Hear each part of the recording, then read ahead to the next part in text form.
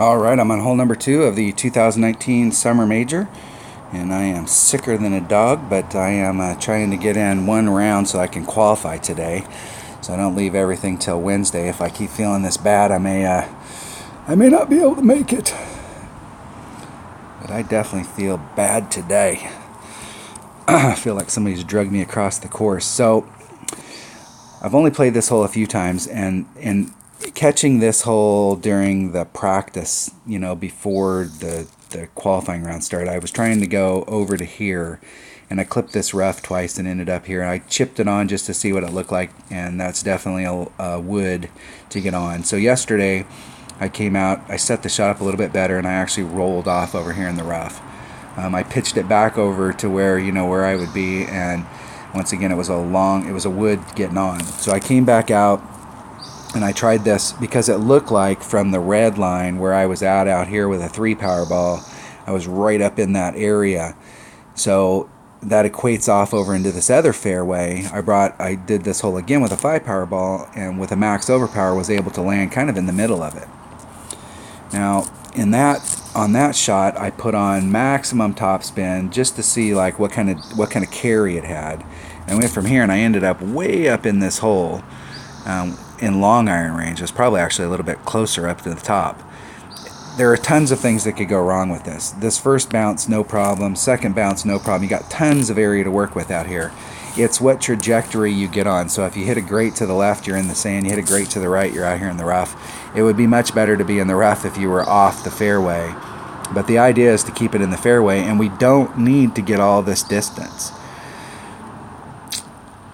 So I had quite a bit of room out here, and I'm just wondering if I don't have to max overpower it, if I can. I really don't need to get up in here and take the risk of rolling off into the rough. I just need to get out here so that I'm in better range with my wood, and I can bring a wood that gives me some more options. So like a sniper that's got more ball guide. If you've got an upper developed sniper, got some backspin, a guardian where you can try and get closer to the hole and backspin it instead of having to hit back here, because this terrain looks like this. So here's the top of the ridge. So here's the top of the ridge, and then it goes down into this dip where the sand's out, and then it comes back up to where the green is. So when you're hitting here, you're hitting on the downhill slope, and when you're hitting on a downhill slope, your ball comes in and it's doing this, and it takes these flat hops, and so the ball guide is kind of lying to you. So when you're up here, you're not going to have to do a lot. You're not going to have to, if you put on a lot of topspin to get your ball guide to come to the hole, it's going to be lying to you, and you're going to end up way back here in the back. So you're going to have to kind of do it not paying attention to your ball guide so much as just putting on a little bit of movement on the ball. And you may not have to put on any or very little topspin, maybe, to get it up there. And depending on where you're at and depending on where your red line is here, this shot you may hit farther down the hill, and then you're going to get a flatter hop where it'll dig into the face over here, or you may be up closer to the top where it gets a little bit more forward movement. I would like to avoid this trap and start off on this side, which gives me a much better shot of just getting on the green. I don't see this as being a huge Albie hole, but I would like a better Albie shot, but almost a guaranteed eagle if you can land out here consistently. Now if you get up into this range right here, my red line was about right there. If I get into my short iron range, if you want to definitely bring the biggest, baddest rough iron that you have that'll get you in the similar distance as your long iron, which would be a Nirvana, an upper level Razor, an Amazon. The Amazons don't have a lot of ball guide, but in this case, your Amazon, you could engage the backspin, and you really don't need ball guide. If you end up in the sand out here, unless you have a Spitfire, you could be in trouble. So if you get into the rough or get into off the fairway, it would definitely be better to get in over here on the right. So I'm going to try this shot again with a Berserker, and I'm not necessarily going to try and dig all the way out into it. I'm going to see just like what it takes minimally to get out here in the fairway to pick me up some more distance. So let's go into Golf Clash.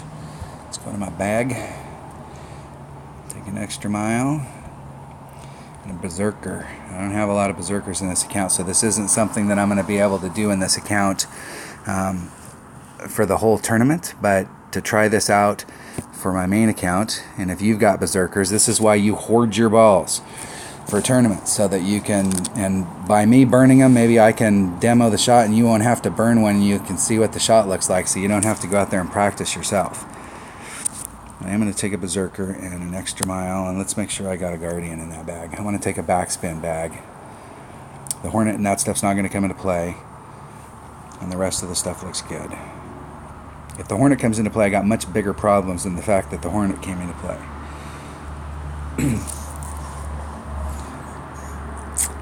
All right, here we go. Here we go. Just trying to work on my notes before I start my qualifying round. Every little bit, this is why you need to have a second account. Every little bit of practice that you can put in will pay dividends when it comes towards the weekend. And so let's see here, that's max. The wind's going to push me forward about 3-2. How much do I have to get out there in order to get over? And that's a max overpower.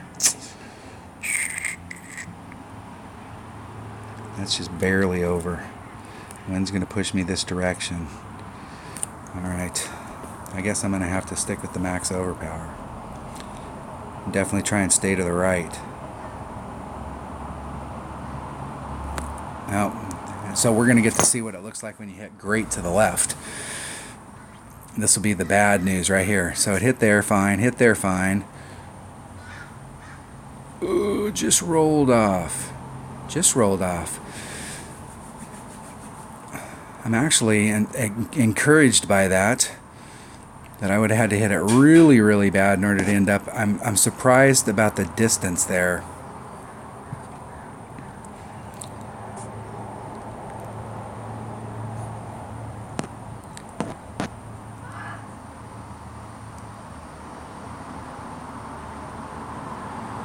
That was definitely a 2-ring great to the left, and that was definitely ended up 2 rings great to the left.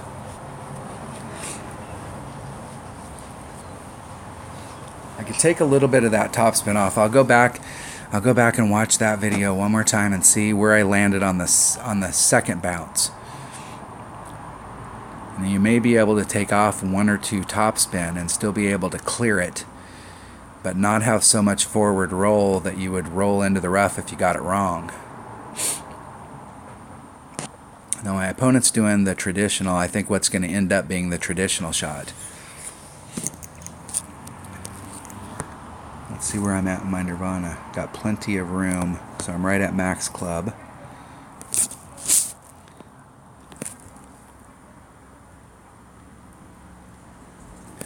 I'm going to do it.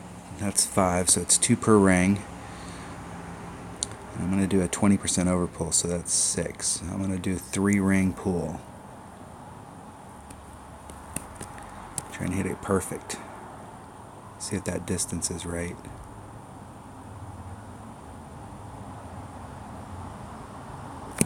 Hit it great to the left.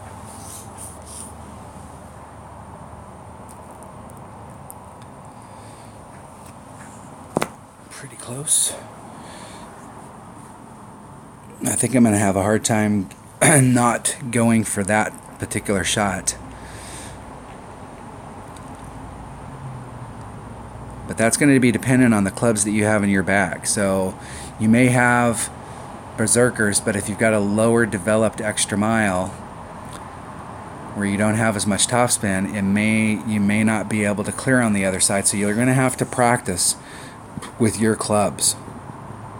If you've got a level 6 or 7, you won't have quite as much topspin, but that might actually help you. If you got a lower level extra mile than that, you're going to have to try it a couple times, or at least once, just to see if you can clear it. And the first time you try it, leave the wind in, put maximum topspin on it, max overpower, and the goal is don't worry about whether or not you end up in the fairway. Just see if you clear it.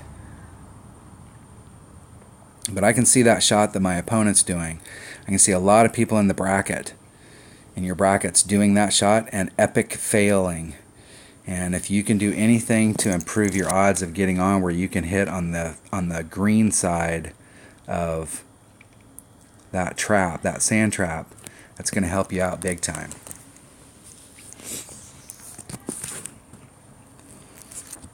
So I took notes from yesterday's practice round, and I'm watching the videos and before I play and making sure that I got my notes right.